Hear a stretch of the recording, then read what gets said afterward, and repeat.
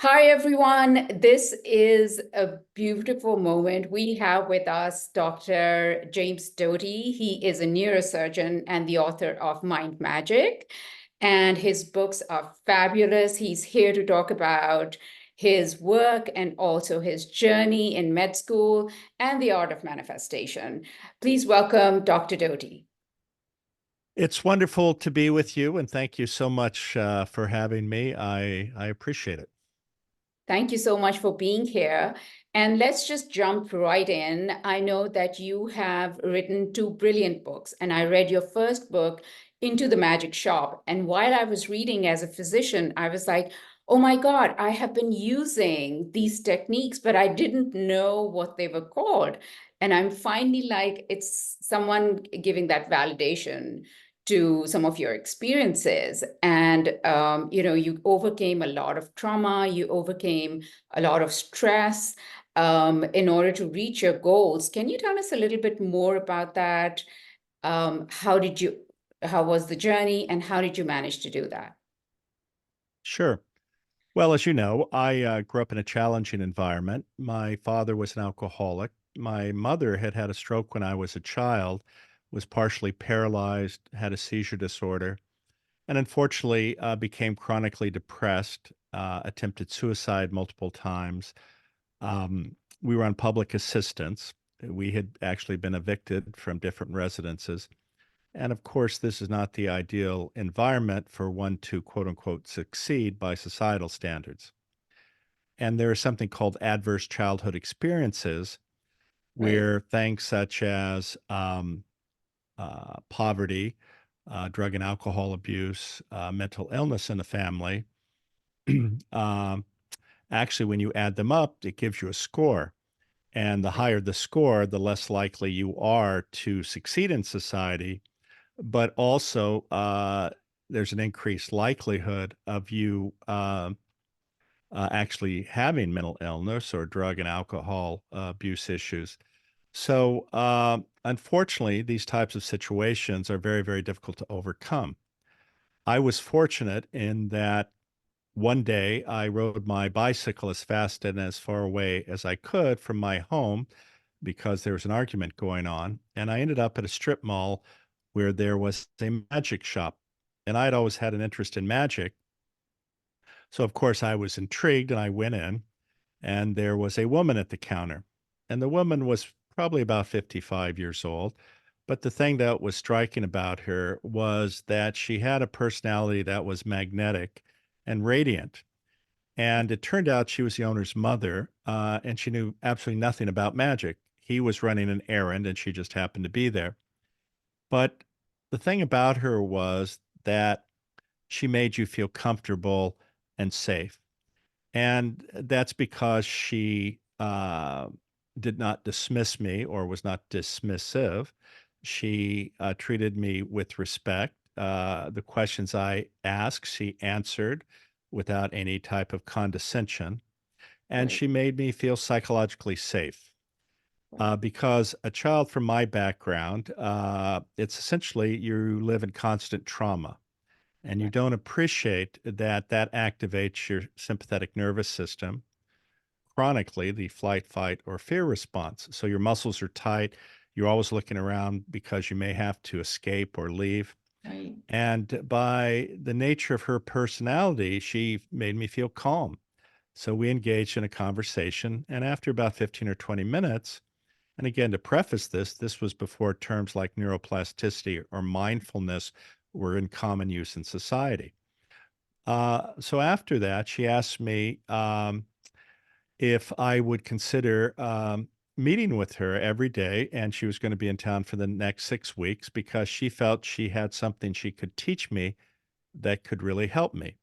And in fact, I showed up for the next 6 weeks, and she taught me uh, critical techniques or mind training that allowed me to move forward in my life and not carry the burden that so commonly occurs with children from these backgrounds where they have an internal narrative that says, you're not worthy, you don't deserve love, it's not possible. So fundamentally, she changed the trajectory of my life.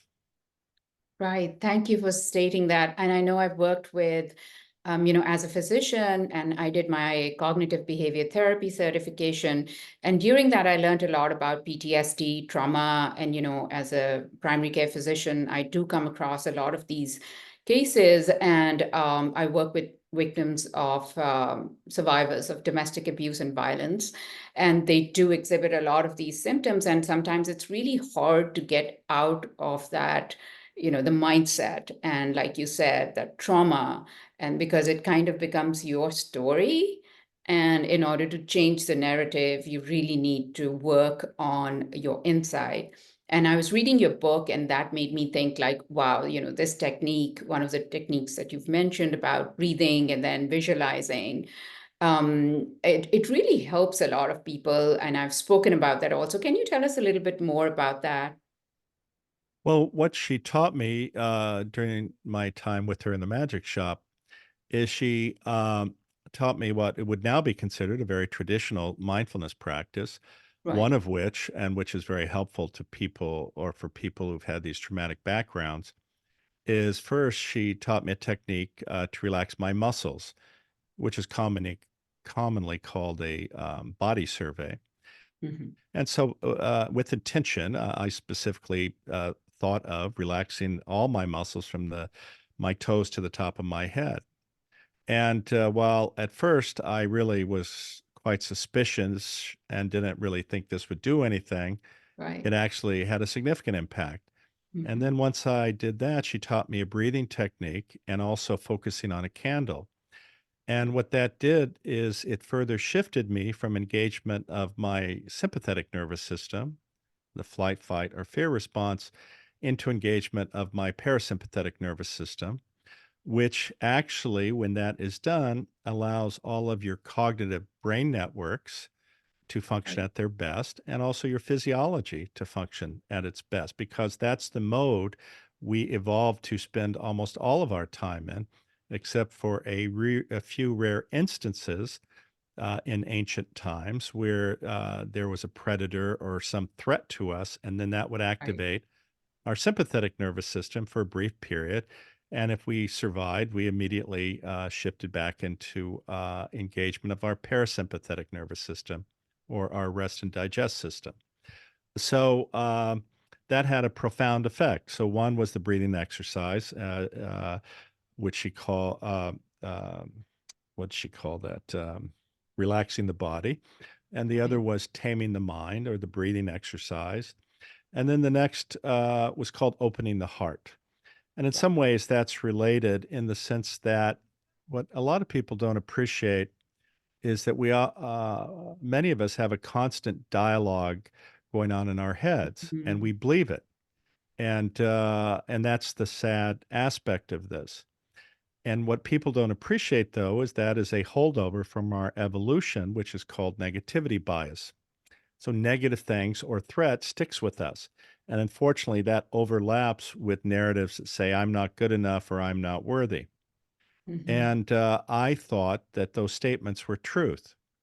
And what a lot of people don't appreciate is when you say, I'm not worthy, it is not possible, I cannot, the brain doesn't differentiate between truth and untruth. And if you say that, that becomes reality. If you say, I cannot do it, that is the truth now. And this is the origin, if you will, of people creating limited beliefs. Right. They tell themselves it is not possible. And this is one of the biggest impairments of people, if you want to say manifesting. Uh, and the reality is, all of us are manifesting all the time. We Yes. just don't appreciate it. Right, absolutely. And when you spoke about this inner voice, and I feel like we have these goals, and we list, like, to do, we have this to-do list, we have our goals, we have our vision boards ready, but then you have this voice, and it's a complete antithesis to what we're trying to create and manifest. And then it keeps kind of like, it's almost like whispering all the time in the background whenever you're trying to achieve something, trying to do something new. And you're right, absolutely. One of the ways to silence that is, like you said, mindfulness. But a lot of people struggle with taking that, I think, the first step. Once you build that momentum, then it's easier. So how do you like that first initial step where you really have to push yourself out and you're surrounded by all this negativity and you have these voices in your head? Like, do you have to change your environment first, or do you have to like relax your mind first? What would be the first step? Well, I think every individual's journey is different, and Right, we have to sort of think of techniques that would help that particular person. In general, though, there are a couple aspects I want to emphasize. The first is, unfortunately, many people give their self agency away. And right, I'm sure each of us has voiced a desire, a wish, an aspiration, an intention. And then somebody, oftentimes even a family member, will sit there right. and say, "You can't do that. How could people like you ever achieve that?" Yeah, And the problem is, especially children, they listen and it gets embedded into their subconscious and it becomes a barrier that they've created, this limiting belief in their own possibilities. The other problem is that so many people believe that there is some sort of outside power that they have to appease or appeal to for them to manifest. right, And this is not truth whatsoever. And this is my own issues with people who promote if you put your positive intentions out into the universe is going to respond and everything's right, going to be rosy for you. And this right, dates back to the first and second century with the Hermetics and with the comment, what is below connects with what is above. And if you send out these positive vibrations, this energy that is created then results in the universe sending its energy back to you. And of course, there are several problems with that. One, it's fundamentally not true, right, and it means nothing. Two, uh, if what you have or what you are trying to manifest doesn't occur, oftentimes there's a narrative then that says, well, if it didn't happen, it's your fault. And that's right, not true at all. So you have to understand that the idea of expecting the universe to do something for you is just not real, because the reality is the greatest power we have ourselves is our mind. That is the determinant of everything that happens to us. It's a right, determinant of what we're able to manifest. It is a determinant of our mental and physical health. right, But you have to understand that, because these limiting beliefs or these negative thoughts are as if you're building a prison brick by brick. The walls get higher, it gets darker, and you think you can't escape. But in fact, the key is always in your pocket. You just have to recognize that it's there. right. Absolutely. And I just had an aha moment when you said that we give our agency away. And it's so true in so many circumstances. We don't even realize it, but we just keep telling ourselves, okay, there's no way I can do this. Or someone tells us, that's impossible. And we just take that as the truth. And then we just sit there with this belief for a number of years till, we go through another trauma or something else happens. And then we wake up and we're like, okay, this is not the truth. But that is so true. On so many levels. And also, I read that like, reticular activating system, right, and from a neurosurgeon point of view, neurosurgery point of view, we know that it kind of helps in achieving our goals, also in terms of like, looking for exactly what we need to do, in terms of like the steps we need to take. Can you tell us a little bit about what role does reticular activating system play in all of this?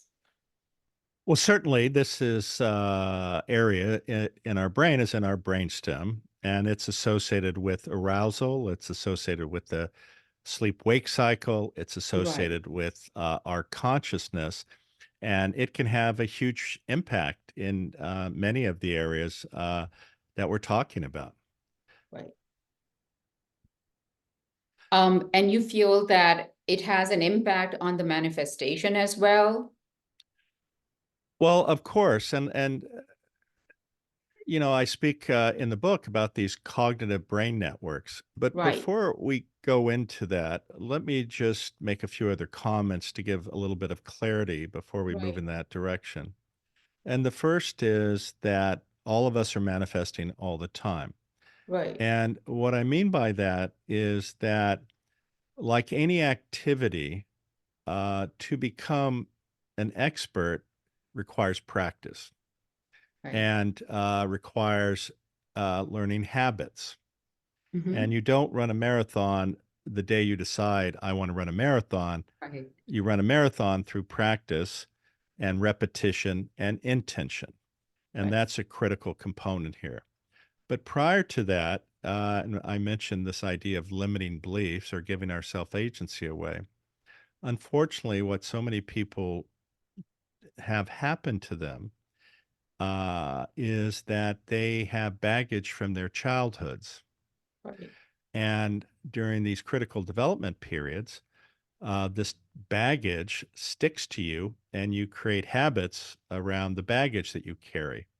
And those get deeply embedded.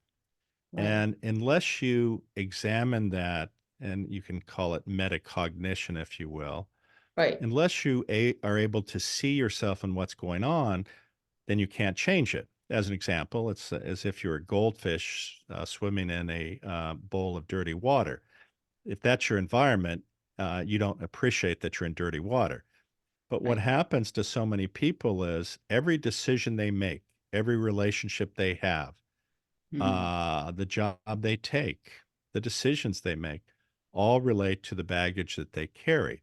And this is why you see people who will act dumbfounded because of the fact that they've married the exact same person two or Right. three times and have gone through a divorce. And they go, I just don't understand how this happens. And they're always the Mhm. same. Well, the drivers of that are based on bonding attachments that obviously are negative, Mhm. and they don't know how to have a relationship or to connect with people, and they self-sabotage.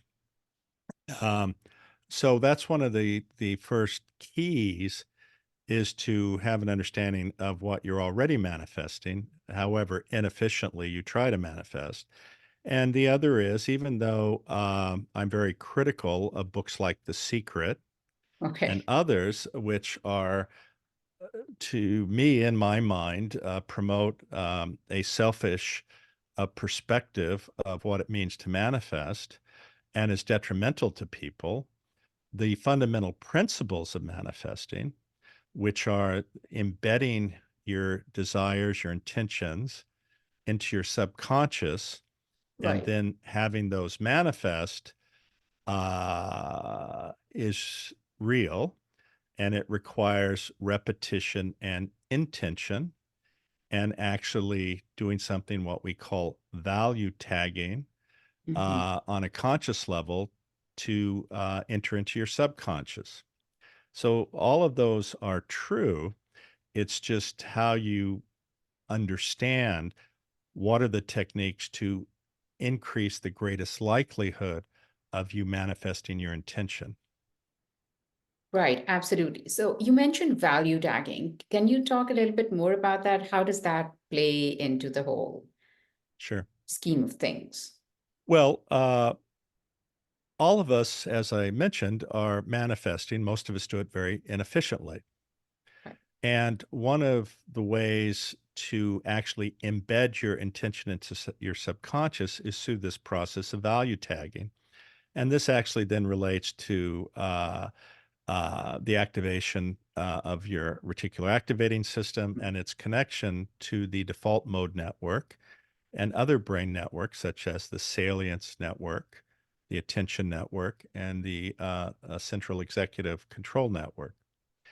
The way these typically work is, and what people don't understand is at every second, through our sensory organs, which defines our world, we have about 10 million bits of information coming into us.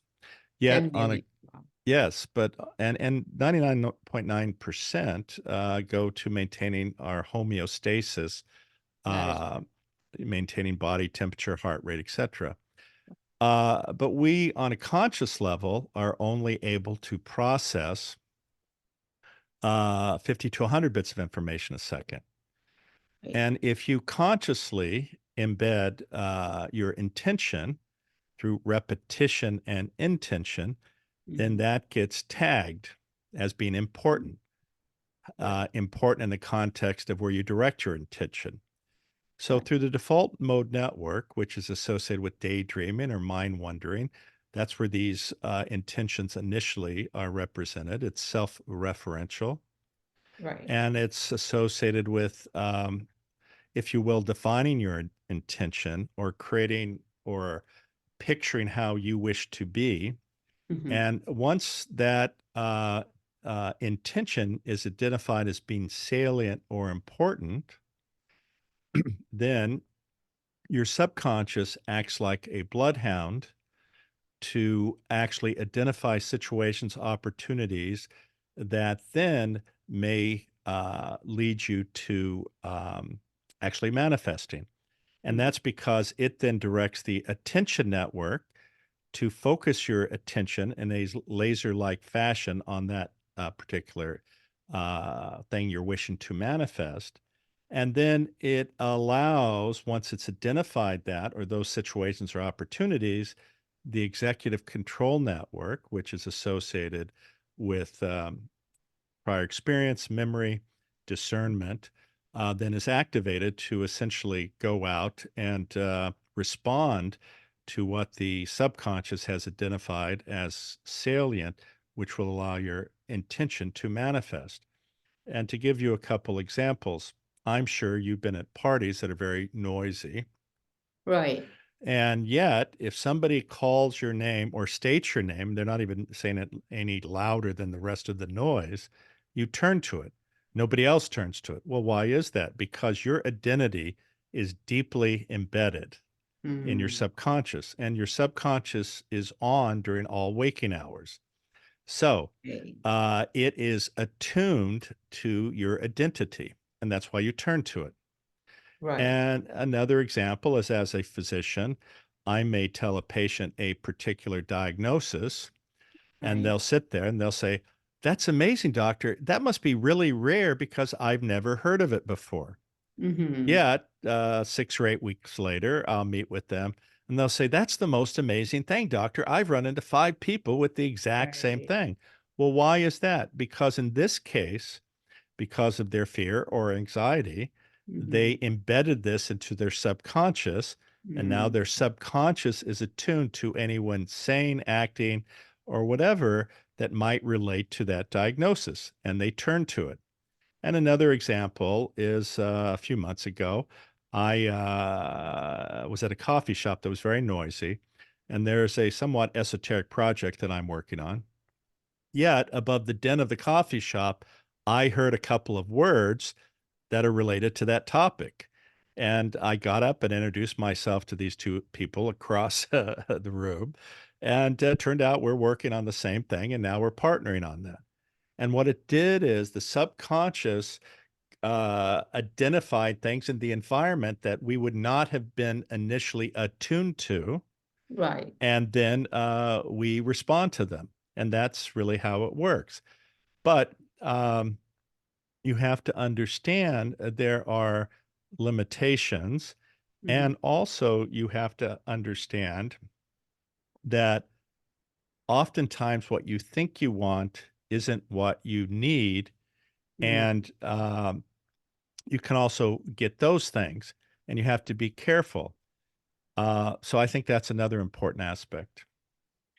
This is so true because what you said, like whatever we embed on that subconscious, whether positive or negative, we sort of subconsciously seek that in our environment or in our experiences, right? So what would be the best way to sort of use this value tagging? And do you think like early morning when you set the intentions, is that the right period or before going to sleep? What would be the ideal time to have this sort of activity? Well, let me just make a comment which relates to what you initially said. Uh, One is what the subconscious seeks, the conscious finds, right? Right, The other thing is, which I also mentioned, is you have to really understand or what you want or clarify your intention. mm, Now, one of the aspects of manifestation, as we mentioned, and the way to have the highest likelihood of embedding it into your subconscious requires intention and repetition. And right, this is why, through the typical visualization techniques, you use all of your sensory organs in a repetitive fashion to embed that intention into your subconscious. right, And what I mean by that is just like we mentioned, how you get all this data coming in. Well, you use your same sensory organs to embed it and make it salient. And the way to do that is you make a list of what you're trying to accomplish or your yeah, goal. So you think about that and you let your mind wander, but that's sort of floating back there. Then you strengthen it by, as an example, writing it down. mm-hmm. So you write it down, you look at it, you read it silently, you read it aloud, Okay, and then you visualize it.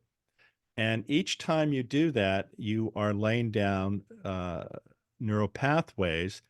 And we know, and there's a frequently said statement that what fires together wires together. right, And this is the nature of repetition. You are laying down and strengthening neural pathways. right, And so when you say, is it in the morning or in the evening or the night, it can be any one of those things. The mm-hmm. reality is, it's just like practicing for an athletic event, Right, or you have to show up and you have to do it. And whether you do it in the morning or midday or afternoon, all of those work. And in fact, if you do all three, it further strengthens it.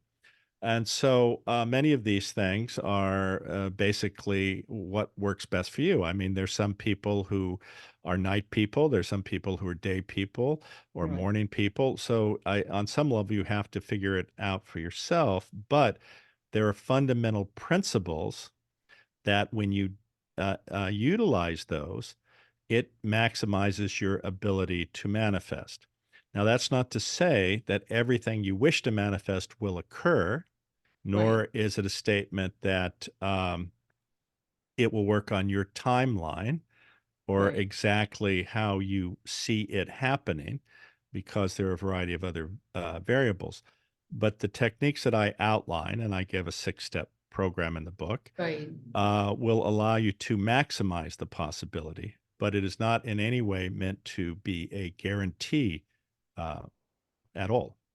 Absolutely. But thank you so much. I know we're running out of time. Just one last question.